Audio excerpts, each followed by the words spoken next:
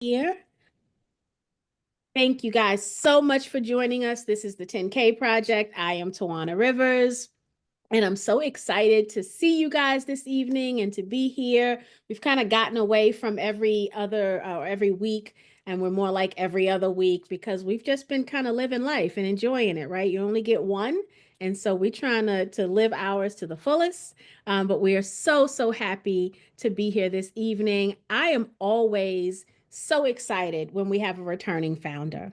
It means so much to me to know that a founder felt like we added enough value to their previous campaigns that they want to come back and hang out with us again. So we have with us this evening Khalid David, and Khalid is the CEO of TracFlo.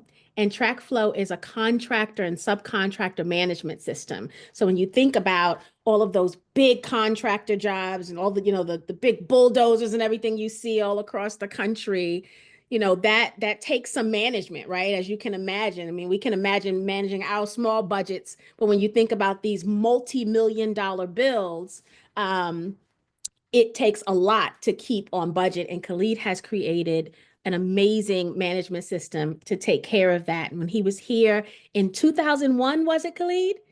Not Uh, 2001, 2021. that's what I meant, 2001, 2021, 2021. When he was here in 2021, so almost 4 years ago, right? And he's had so much success since then, and we're going to talk a little bit about that. Tracy Evans to everyone. Good But we evening, are. fam. Oh, Happy 5th birthday, what? 10K. So grateful for all What does you've that done mean? for our community. No, it looks like the comments are being read, Talisha. Can we turn that off? It's a really cool feature, but I don't like it. I don't. Let me see where it Looks is. like I'll it's look for it. reading. Looks like it's reading the chat. Give us a second to get rid of that. That's going to interrupt.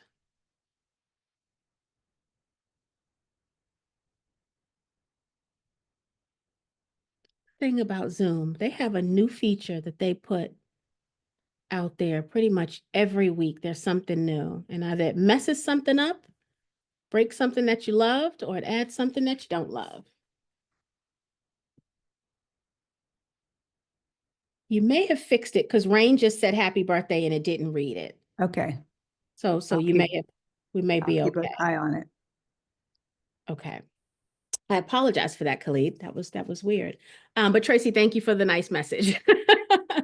I'm going to go ahead and share the campaign page. And then Khalid, I'm going to turn it over to you so you can talk to us about what the last 4 years have been like in business and how you guys are doing today. So let me share. This campaign is on Start Engine. Last time Khalid was here, they were on Republic, if I recall properly. And so he's on Start Engine this time. We don't come to Start Engine as often as we used to in the early days. So I want to go ahead and share.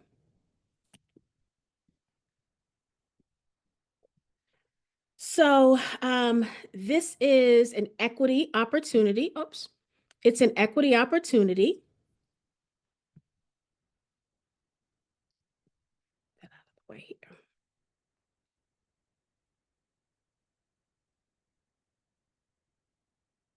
Why am I not able to scroll? What is going on?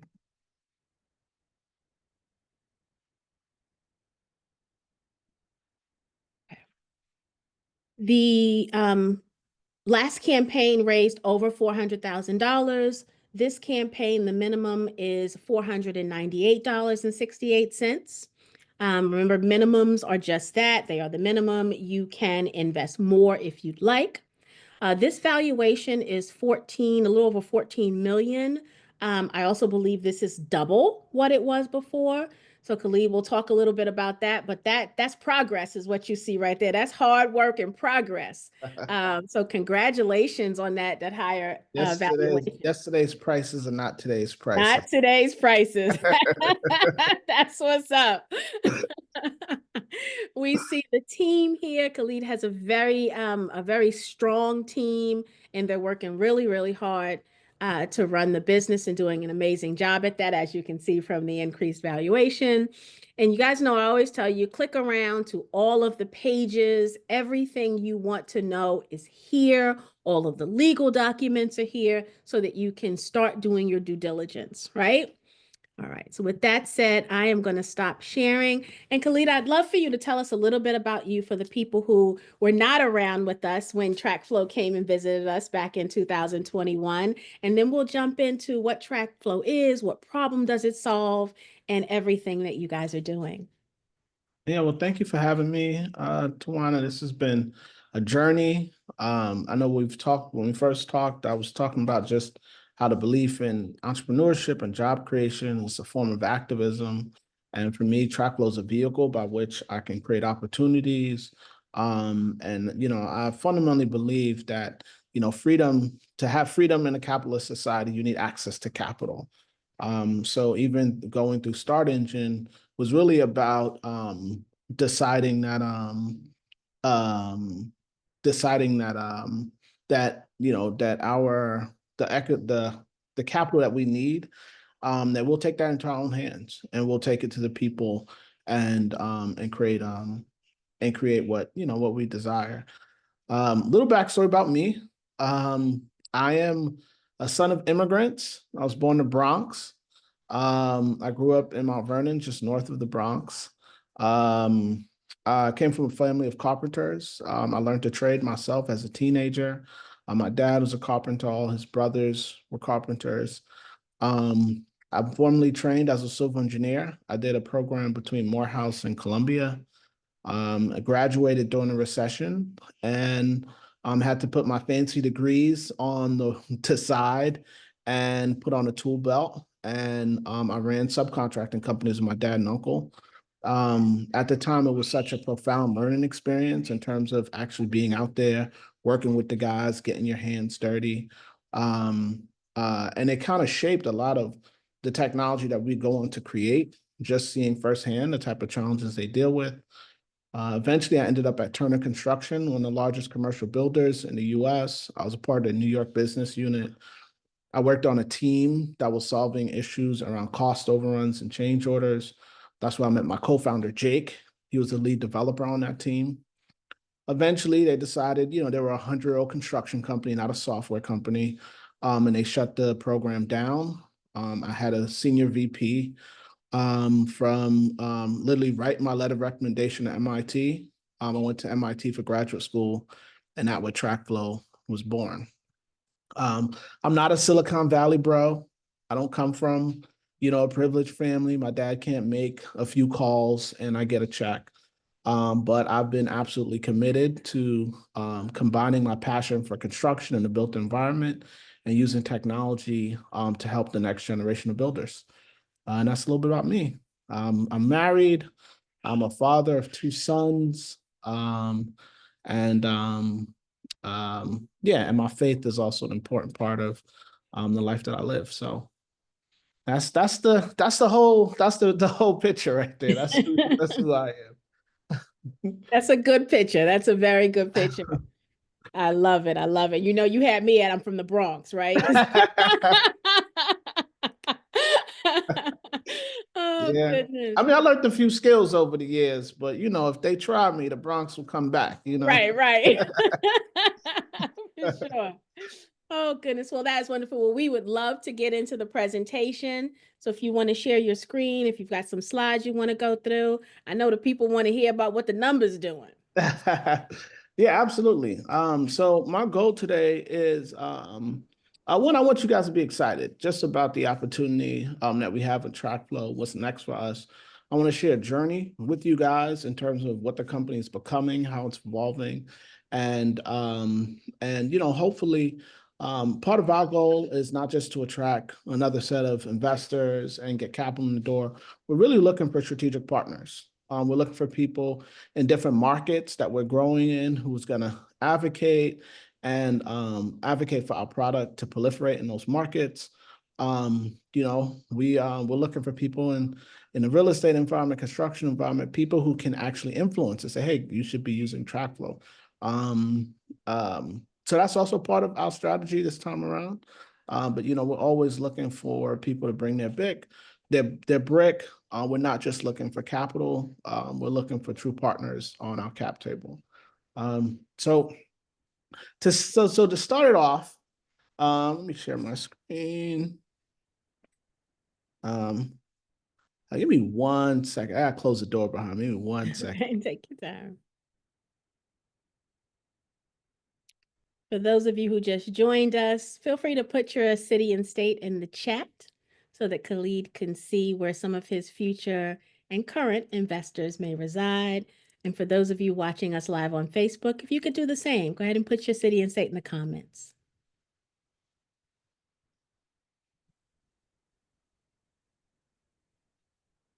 Okay. Can you guys see my screen? Oh, there we go. Perfect. Dwayne so to everyone, McDonough, GA. It's doing the comment thing again, Talisha. How do I minimize this? I think it's when he shares the screen. Something is happening. Is it a me thing? Am I doing it?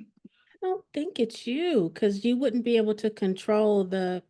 No, I'm saying something has it. Howard flared. Hoover to everyone, Austin, TX. Now, Yeah, Okay. see, I don't know why comments. $1 billion. You change this. Can you guys hear? Can you see my screen? We can see your screen. Before you play the video, Khalid, Talisha, can you disable chat and not QA, but chat? So I don't want that talking to interrupt him as he's presenting. And I know you guys like to chat it up in the chat. You'll put your questions in the Q&A, so that shouldn't be changed, but I hate to silence you, but I don't know if you guys can hear what I can hear, but it's Andrew Tate to everyone, maybe accessibility settings. yeah, Chandra, that's what I think too. It's like Yeah. a closed caption. Mm-hmm.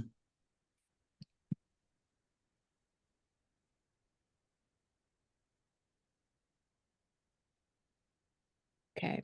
If everyone, while Talisha's disabling chat, if you can avoid putting anything in chat so that we don't disrupt. Okay. I do apologize, Khalid. Go ahead, sir. So I just want to start with a shout out to the GOAT, Serena. Serena Ventures is part of our cap table. I wouldn't be here now if it wasn't for them taking a bet on me back in 2021. So I just kind of want to set the stage a little bit as we kind of get into it. But so I just want to play a short clip. How amazing is that? Well, it's so amazing to partner up and really give people that have gone to HBCUs an opportunity to, to invest in different ideas. We see a lot of venture companies investing in a lot of people, but it's really just about following people of color and women and giving them the same opportunities. We did partner up with Mac Ventures, which is why we have Michael B. Jordan there. So we both together gave away that $1 million to HBCU alumni. I love that. Yeah. I love that. By the way, there are HBCU alumni in your family. My favorite Williams.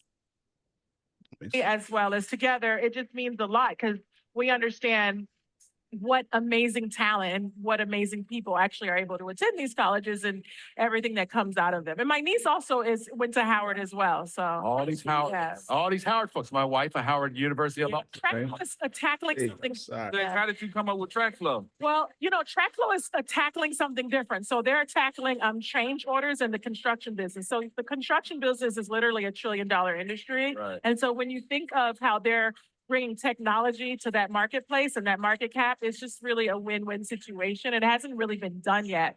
And a lot of things that Khalid that we saw earlier was implementing, it just really made a lot of sense to Serena Ventures and also Mac Ventures as well. And so, yeah, we teamed up with a lot of people to make this happen. And, it took a lot of things for it to come together. This is outstanding. No, I love it. And so you Press the wrong venture- button. Okay, I just want to start with that little clip. I feel like it kind of it gives us some it just, I don't know, feel like it kind of sets the stage just a little bit about kind of who we are, how we got here, and just some of the great supporters that we have in the past. And all this happened after our first campaign. So now any investors, you'll also be on the cap table with Serena Ventures and Mac Ventures. So to kind of set the stage, first question I like to ask people is like, who here has ever done a kitchen or bathroom renovation? And for a lot of folks, starts at one price and ends up at another. Well, whether you're a DIYer, doing something in your backyard, or building a tower in downtown Houston, teams deal with the same problems, just in tens of millions of dollars. And at TracFlo, we focused on helping companies understand that risk and document those change orders. And we've kind of evolved into a full service financial tracking tool. And today I want to talk to you a little about that journey and how we got here. So now we consider ourselves a SaaS fintech in the construction vertical. So construction is the second least digitized technology market, only behind agriculture. And an estimated 300 billion is spent on IT and software globally. Of that, about 11 billion is spent here in the US on commercial construction. We're not talking about industrial construction. We're not talking about residential. We're just talking about commercial buildings. Out of that 11 billion, about 1.6 billion is spent on technology, particularly around finances, financial controls. So that's who we see. That's what we see our actual market. We're going for a piece of that $1.6 billion that construction companies are spending on finance, particular software to support that company. And what we did initially is for large projects, when people are dealing with additional costs, they're capturing that information via paper process. It goes through an entire approval process. And what we did was we digitized it. In a nutshell, we created an experience that almost went from writing a paper check to almost a Zelle experience, that people could be on an active job site, stand around and decide who owes who what in real time. Well, when contractors started using our app, they saw about a 10% increase in revenue. That was due to lost paperwork that gets coffee stains, get left in a gang box, get left in a truck somewhere. They saw payment times improve by 45 days. This is just by automating the emails, the workflows, the entire approval process in the app. And they saved about 10 hours a week. And this is the work that they were doing, just updating Excel logs, sending out emails, creating PDFs, and then that kind of back and forth. So we created a unique experience for them that really helped contractors get a hold of their finances. And initially, we started, a lot of our early customers were large multinational construction firms. Turner, Miller Valentine, Whiting Turner, AECOM, Layton, and then large subcontractors like Otis Elevators, Rogers and Sons, Kone, just to name a few. And really, these were some of the largest companies who had sophisticated workforces and was investing in innovation. And we've seen a demonstrating willingness to pay. We have about 2 million in pipeline opportunities. At the end of last year, we finished just under 230K in revenue. I mean, just over 230K in revenue. But at the same time, we noticed that contractors was processing about 40 million in those invoices that were getting approved through our platform. And while we discovered that, we just said, hey, well, if contractors are making these financial decisions, why don't we see if there's opportunity to offer financing or loans? So we piloted a product, and in the first month, we were approved for about $1.8 million in loans through our platform. And that's when we kind of had this aha moment that, hey, maybe we're not just a workflow solution around cost overruns and change orders, but maybe our company is becoming a place where any size contractors can manage their project costs. So those large early companies, we saw them as the early adopters in what we call the innovation curve.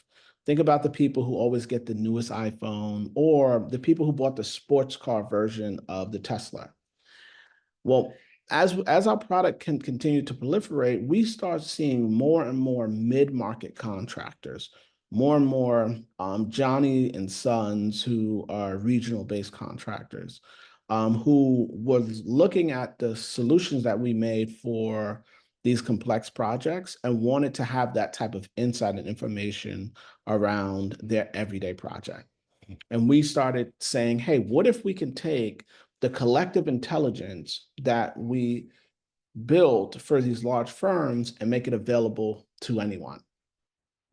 And that's when we were lucky enough to get to be a part of Google's Black Founders Accelerator. And they tasked us to launch an AI tool within 10 weeks.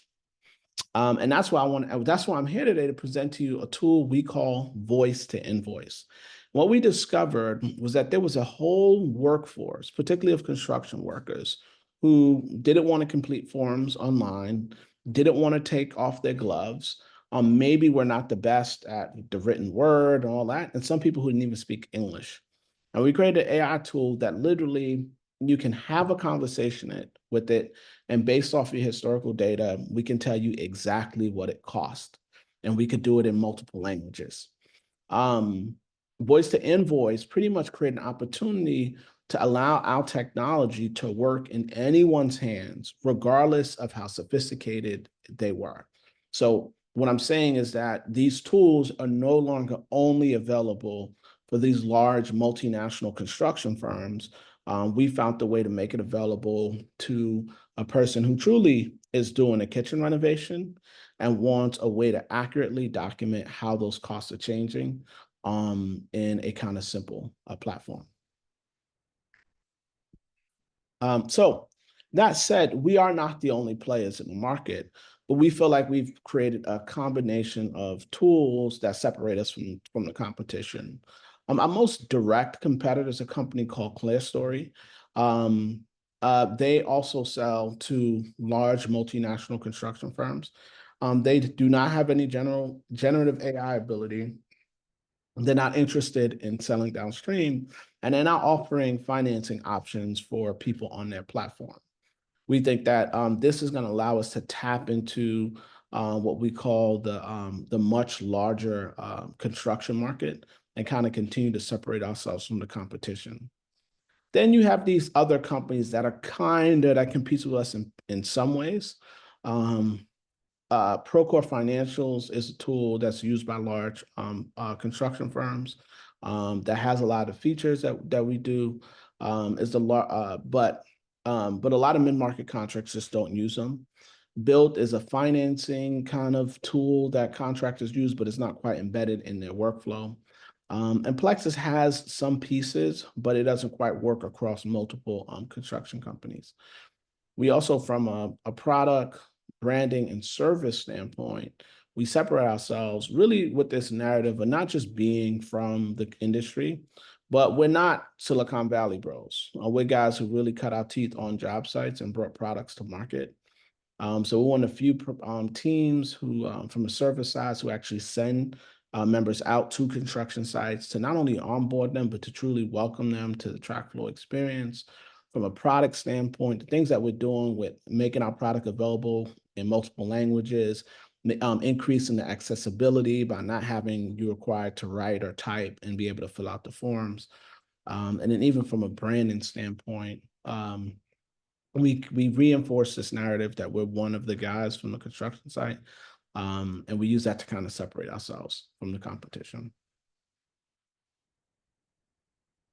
So I told you a little bit about myself. Let me tell you about my co-founder, Jake. Jake was the lead developer on the team at Turner. He and I have been working together for over 10 years. I've known the man longer than my wife and kid. He completed his CTO training program at UC Berkeley.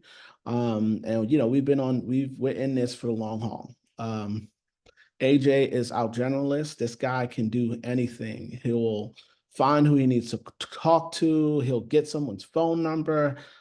He's done everything from sales to product design. You always need a good generalist that can touch a little bit of everything. Matt is our tech lead. He's the one who built and launched that AI product within 10 weeks. He's had experience building tools like this in the past.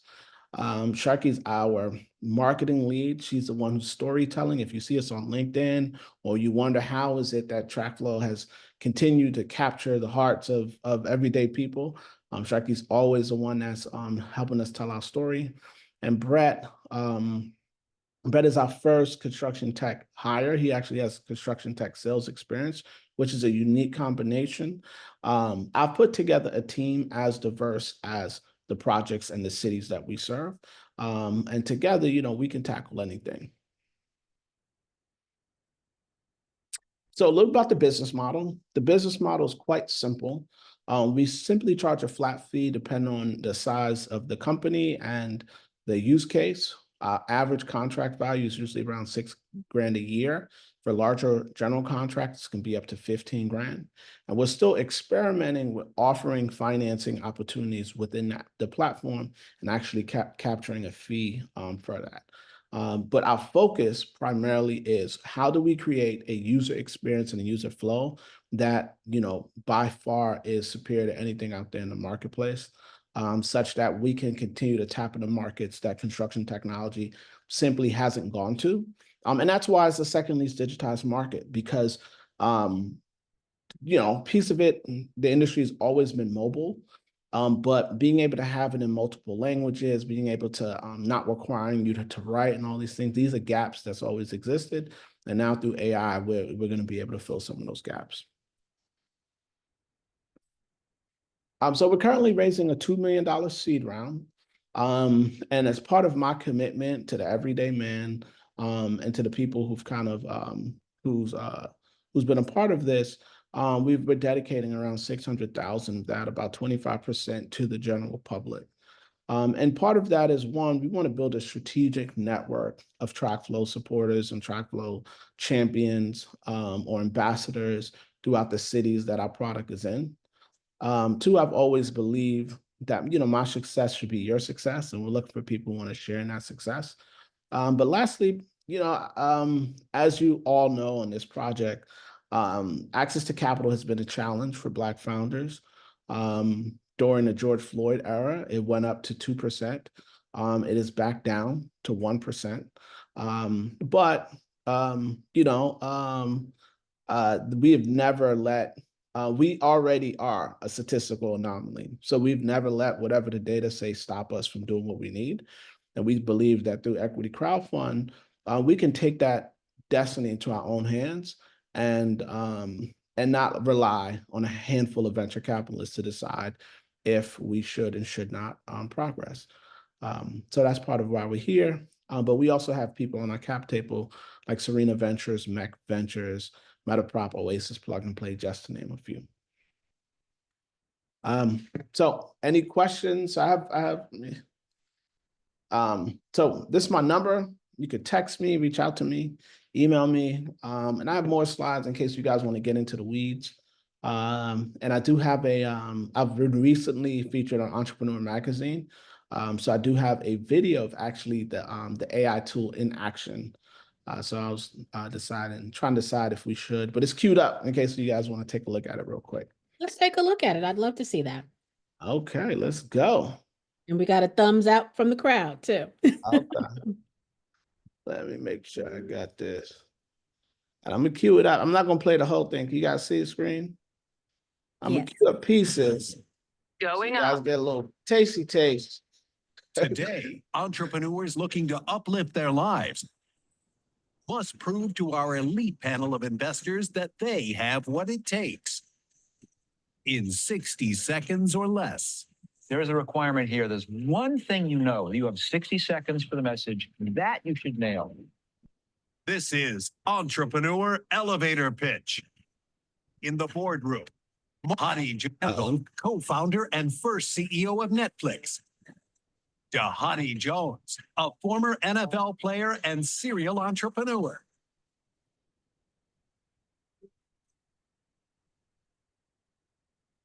First up in the elevator, They hyped it up a little entrepreneur bit. who's building a new future in construction project finances. Hello, Khalid. Welcome to the elevator. Going up. Your pitch begins in 3, 2, 1. Hi, I'm Khalid David, founder and CEO of TracFlo. Have you ever done a kitchen or bathroom renovation? Let me guess, start at one price, end up another? But whether you're a DIYer, a home renovator, or building a tower in downtown Miami, project costs change, and it can make or break the success of a project. At TracFlo, we created a mobile platform that allows contractors to track and manage project costs in real time, saving them time and money. As the second least digitized industry, construction's set to spend $11 billion on software each year.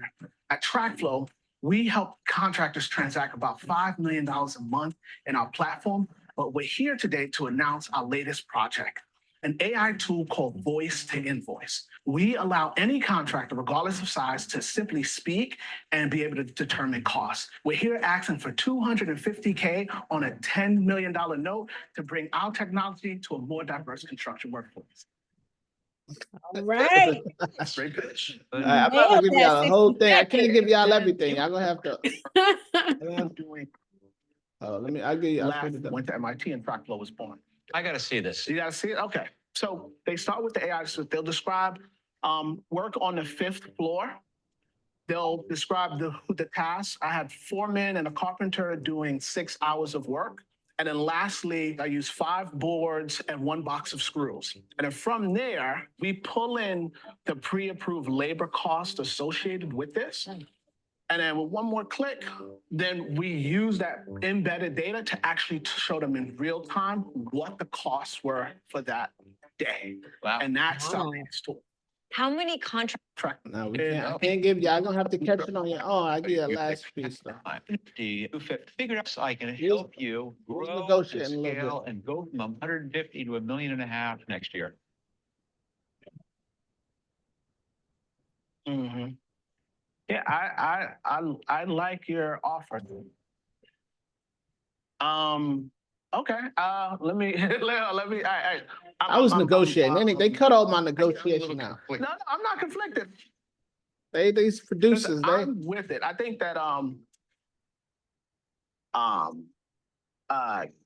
Khalid, he's offering you some money. Yes. He's offering you his advice. Yes. Just say yes. Yes. You have to tell yes.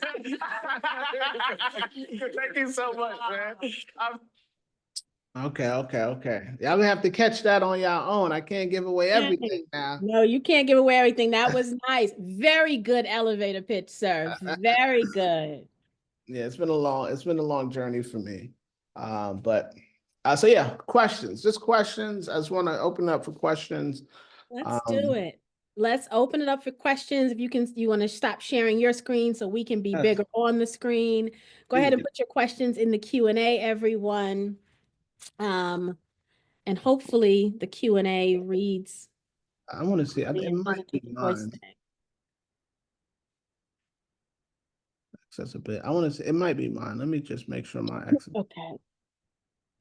No, it's not. Hold on. All right. Questions in the Q&A. I'll start us off with some questions. So, comments kind of / question. First of all, I love that you have created this project, this program that allows the small job and the large job to be satisfied, right? And I also love how you started out big, but you've said, okay, this does meet the needs of smaller jobs. And so why not allow everyone to be more efficient? What brought you to that realization that the smaller jobs could use this as well? So, and thank you. That's a great question. I think it's full circle for me. I think one, discovering this pain point, working at one of these large firms, and always feeling like, hey, when I was a tradesman and I was, running the little family company, that you're always feeling like, hey, these are two type of tools I wish I had when I was in that role. Even back then I was like tinkering with some stuff. So that was always in the back of my mind that, hey, these are the guys who really, really need this. And these large firms, they got the budget, but the way VC will work, you need those brands, you need all that stuff for them to capitalize you. So the only companies that can capitalize are the companies that can sell into them. And we're all pretty much going after the same customers. What was a turning point for me was we were solving the issues around change orders. And change orders are typically 5 to 10% of a construction budget. But when you're on $100 million project, a $500 million project, that 10% is $50 million in costs that they want to protect and they want to keep. And that's why they're willing to spend the money. Well, I would get on, people with companies will see our ads, would meet with us, and would be like, wow, you have such a great system, but it's only for change orders. Like that, my whole project is not $50 million. Like you're managing more, and their change orders is my whole job. Right. Don't have a tool for us. So that was kind of it was part of like the market was saying, hey, we'd have people demo with us and be like, well, they're not qualified, or they're not quite fit, or they're not the size. And we were seeing that this change order piece was enough for the whole thing. And then we had this aha moment, say, hey, what if the innovation was the workflow? So to be good at change orders, you need to you need to be able to document the cost in real time. You needed to be able to pull those costs from different databases, and you needed that field approval. You needed the stakeholders to be able to sign off. You had to do that mobile because those costs were changing. Well, once you kind of get good at that, what we built as a workflow experience around change orders is just a very good cost tracking system. So we piloted a product we called just daily reports. We took everything we built for change orders and said, hey, listen, here's a daily report. You can add photos, you can add labor, you can add all this stuff. And then we started getting more and more inbound for our daily report product. And then when we got into the AI accelerator, we were like, well, how do we make this thing? Part of it was we were one of the first people to make our app available in Spanish. So we had already had our app in Spanish, and we were like, well, how do we make this thing as accessible as possible? Because these guys, their crews are less sophisticated than, the Turners and the Gilbanes. And that's when the idea for voice to invoice, that's when the idea for voice to invoice came about. We built it, we tested it. I kid you not, this is a true statement. When we were going through, the team was ideating about it, and we had this aha moment.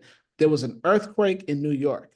I promise you, we were all on Zoom. We were in New York, and there was an earthquake. If anybody's in New York, and there was like an earthquake like a year ago, and so there was like a whole thing. Since then, that has been our not only our best-selling product, but on terms of the demand, that's the product that's most in demand now. That's the thing that people came most for. So that was the kind of product journey. At the same time, us and our competition were competing for the same projects. Every other meeting, it'd be us or them. And we kind of felt like the market was getting saturated. And we also wanted to figure out, hey, where's their white space, right? Like, we know the industry's, not very digitized. And then the last piece was that, if you learn or spend time on like that, what they call the innovation adoption curve, it's like the same way how everyone has a flat screen, right? And I've been around long enough with the big TVs, and it was like the Hashitashi 3000 that was expensive, right? Those were super expensive. So when technology evolves, it becomes cheaper, and then when it becomes cheaper, it starts to become affordable for mass adoption. Like a flat screen TV it's $100 now. So as we were all this stuff is happening, and we were like, well, we spent, millions building out a technology for these large firms, but it's built.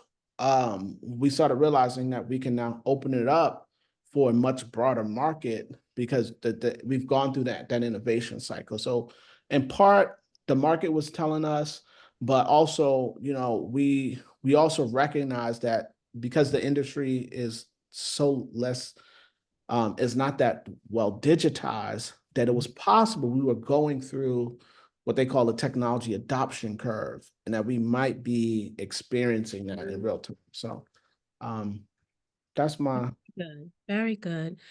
One of the things that's popping into my head, right? I'm always thinking about what's next for it, right? As an investor, potential investor looking at an opportunity, I always think about how does it scale beyond where it is today, right? And so as I think about, okay, you've tackled how to keep the information in one place, right? You've tackled how to now report in real time, right? So that you can manage cost effectively, right? Now I'm thinking about the re-up.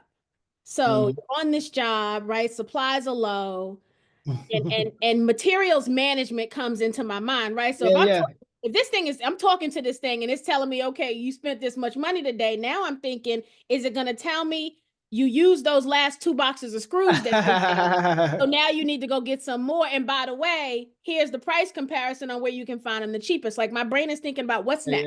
Yeah. I think that's a fair question. And it's something that we think about. There were things that we wanted to do years ago. We wanted to be able to, during COVID, there was a lot of price fluctuations on steel, wood, all that stuff.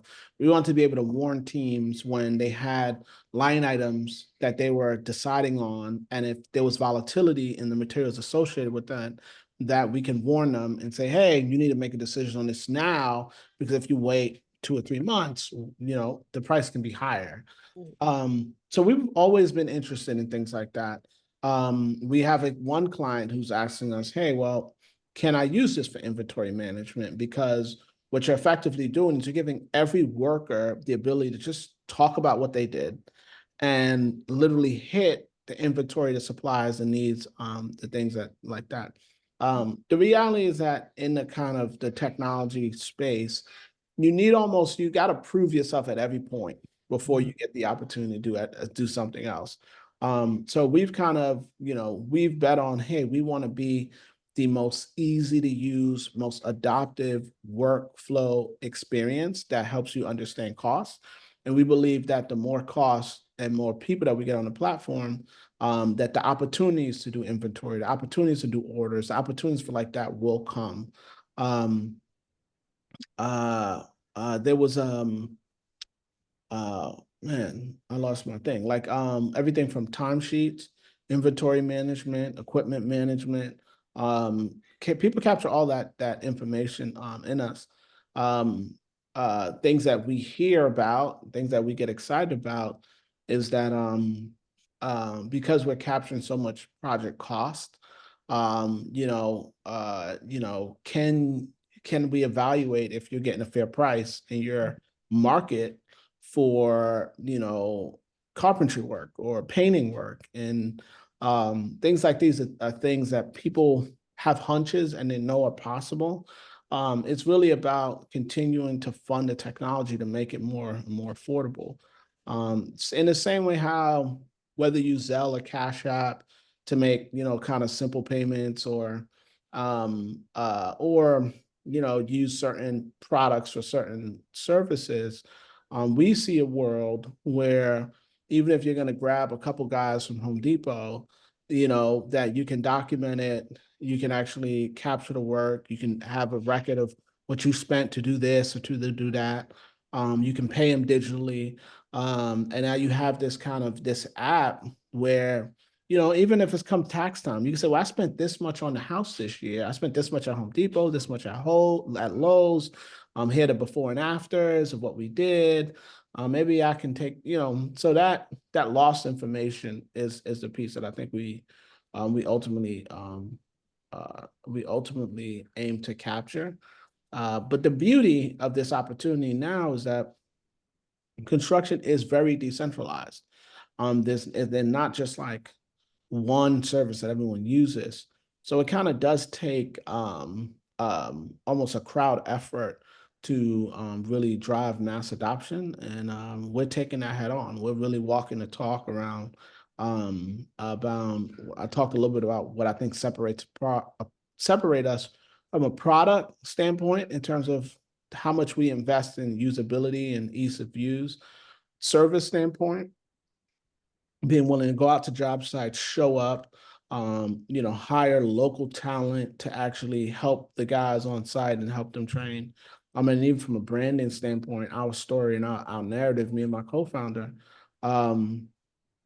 we think that through even this crowd fund, we're really walking the talk and creating a product and a company that even from the cap table to the product that really says, hey, we're really for the folks. And what's the point of getting to this ivory tower, working for these major firms? What's the point of doing that if we only can sell to them? I do have a heart to actually get it to the everyday guys, like my dad and uncles who sacrifice so that I could be here in front of you guys, suited and booted and fancy degrees on the wall. It was carpentry work that created opportunities for me. So I want to make sure I not give something back, because I think it's more than giving something back. It's really providing tools for people. So I'm not giving fish, but I got some rods, some tackle boxes. I got a couple little things that can make sure that you can fish. So Right. Very good. What's the exit strategy? big question. So we see a couple exit strategies. So most common exit strategy right now is Procore and Autodesk are big purchasers of construction tools. Both have not made a financial bet. Both of the companies haven't quite bought a financial tools. And financing tools has been something that both companies have struggled with adoption. In part because most companies have like an internal ERP system. And if you look at those companies and who they typically bought, they all pretty much had construction backgrounds. They stayed the course. There's every few years some PhD out of Silicon Valley joins the industry and thinks he's going to scale and exit in 2 or 3 years. It took Procore about 17 years to exit to become a public company. But the companies they purchase usually are people who are from industry, who's in it for the long haul. So there's a formula to those companies and who they purchase. And I believe that TracFlo, we have a lot of those markers. So that's a potential exit, to sell to the larger construction project management tools who would like to get into these markets that they traditionally can't get into. And that's part of the reason why, we want to continue to sell downstream. That's one play. The other play is that you have these financial services, companies like MasterCard, who are very interested in helping the construction communities, construction teams get banked the right way. And they want workflow tools. People aren't just choosing a bank or choosing a financial thing just because it's there. They need something that actually helps them get their job done. So that's also a possibility in terms of potential exit, where we're a feature for whether it's a bank, a type of financial service provider. If you're a construction company and you're working with their services, that they have a full suite of products that can help you support you. And then of course, IPO, and we know IPO is the hardest way to exit, but I've always had boyhood dreams of ringing that bell on the New York Stock Exchange. But in order to IPO, we can't simply be we can't simply be a change order tool. We have to truly be a construction financial tool. And then we can't just sell to the large multinational firms. That'll be a good exit strategy if you want to get acquired. But to IPO, you have to be something that almost everyone could use. And we think that, for the longest while, we're straight, and we still only sell to businesses. But we didn't really have much of a public appeal because the projects that we work on are very large and complex, and that's what we know.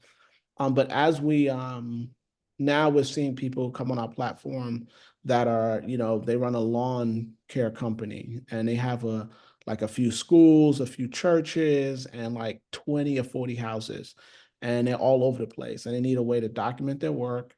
where their field person can, do it in multiple languages. They want photos and proof, and they want all that pace in one central place.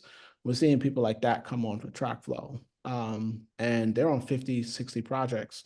And so we see a future to take that IPO route.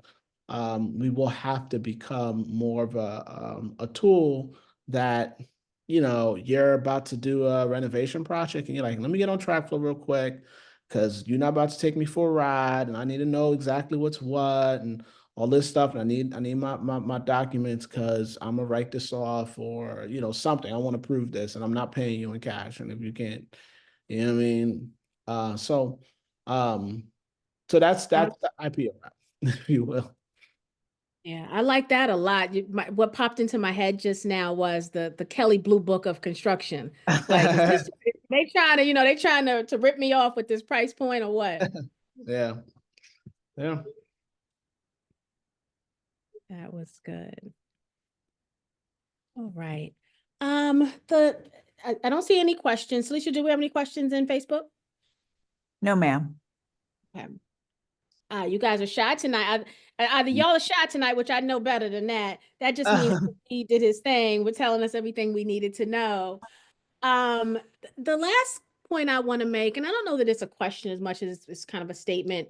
You talked about, wanting some connections to people in real estate, people in construction. And so one of the things I'll add to my call to action tonight is for the community to reach out and provide those contacts. One of the things that I know I'm going to do is share some recent connects we've made here. We spent the first quarter just talking about real estate opportunities from an investment standpoint. So we've got some connections we can make also.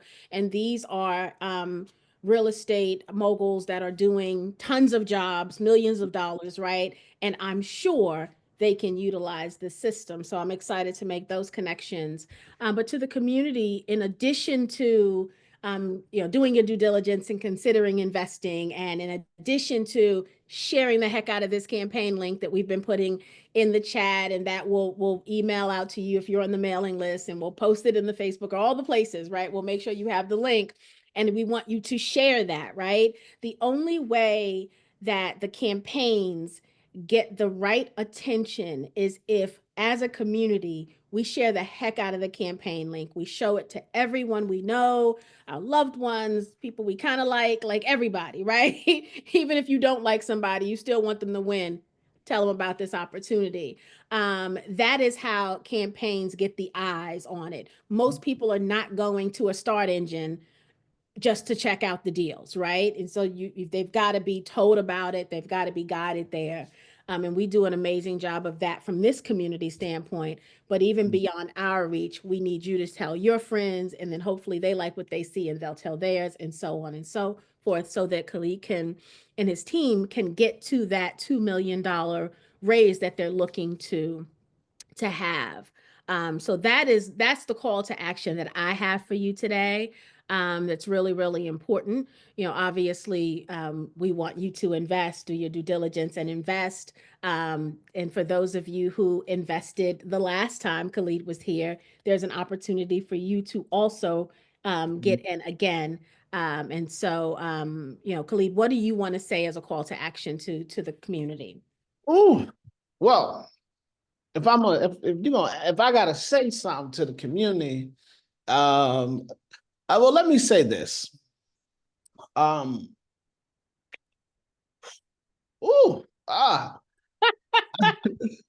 you know what it is, because I'm sitting here in front of you guys and I wanted to present well. I'm suited and booted, and if you catch me on a certain day, I love to be dirty and rugged and all that stuff.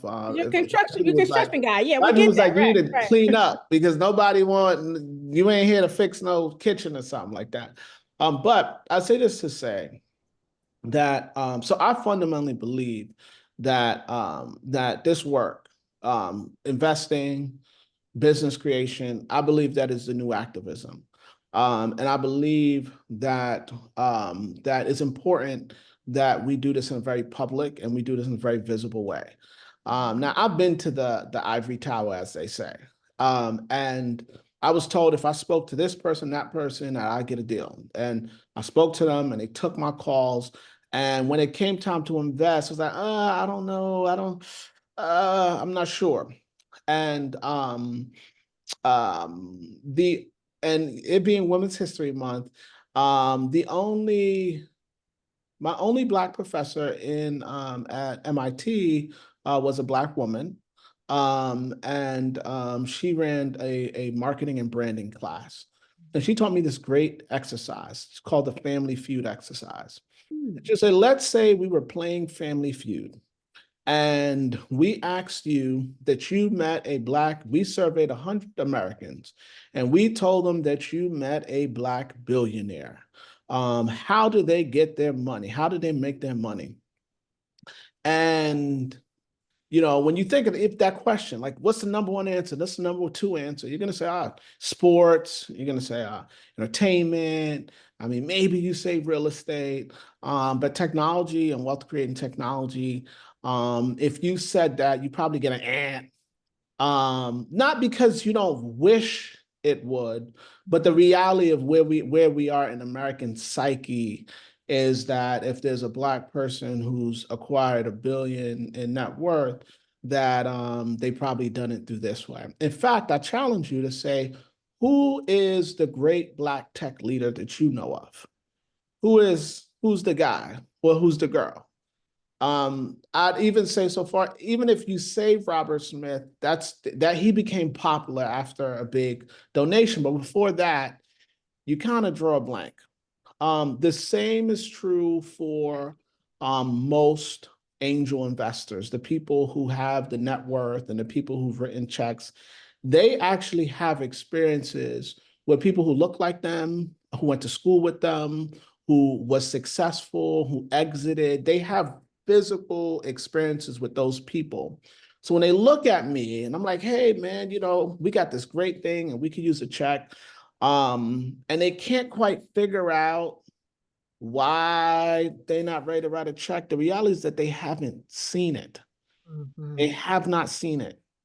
And that's the great fight that we're up against. That's the great challenge. And when I said that I'm a man of God. And so when I pray about it, and I say, well, Lord, I did certain things the right way. I went to the right schools. I work hard. I did things the right way. Why I can't just get me a check and a few people write the check or whatever, and I put out the article and say TechCrunch and TracFlo, this and that. Right. Why I gotta be out here equity crowdfunding and this and that and that? And he told me, he said, because they need to see it.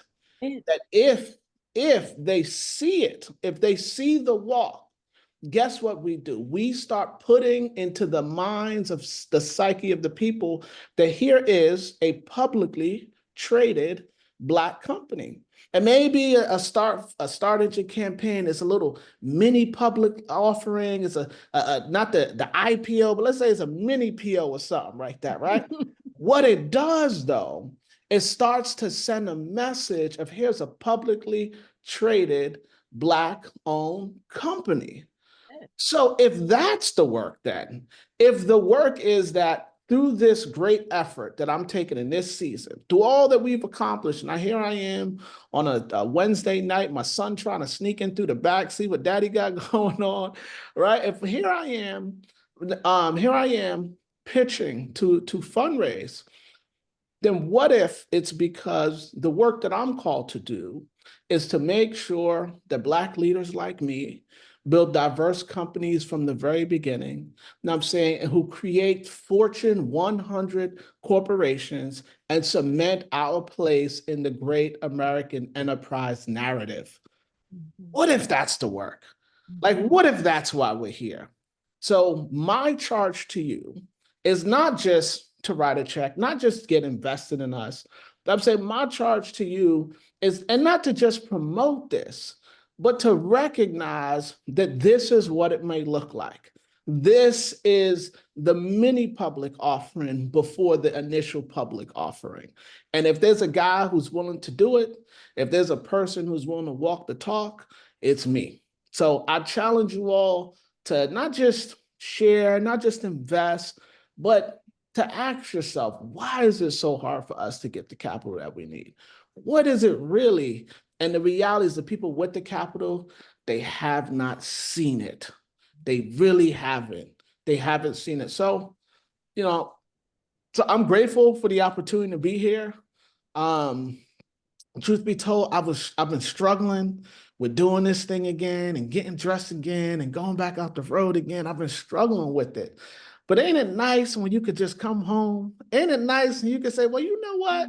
They was giving a bet on me. I ain't had no celebrities endorsing me. I ain't had no millions behind my back. We didn't have these type of revenue number.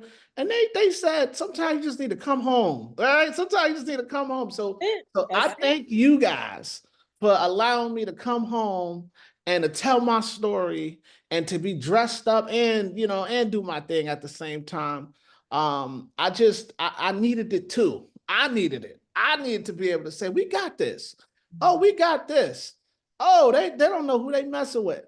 I'm telling you right now,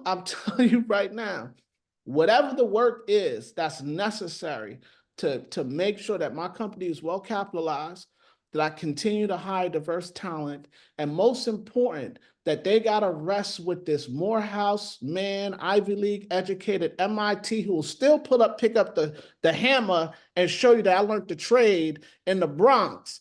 They're going to have to wrestle with all of this. So I ain't going out in no whimper. I ain't going out because somebody in the Ivy Tower ain't write me a check. I'm gonna go get mine, and I implore you guys to come and join me on the challenge. So that's all I got. Love it. Yes, honey. Yes, that's what's up.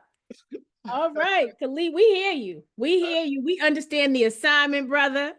We are here. You see the hearts coming from the community. We understand. We get it, and we are here, right? We are here, understanding the mission. Because it's what we do, right? It's why this group exists. It's why this company exists. And so we see you, right?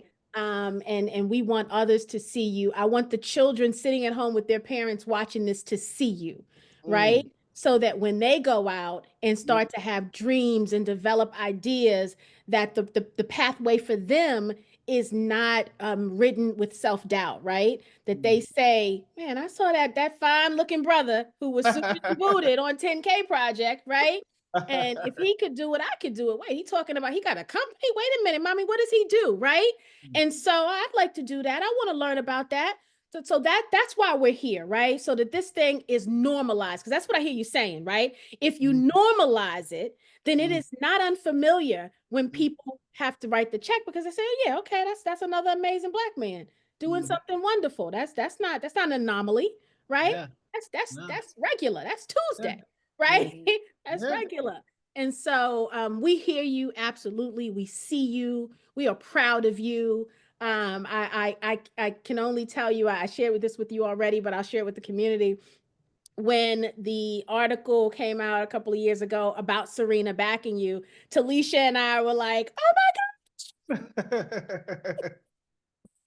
He was here first, right?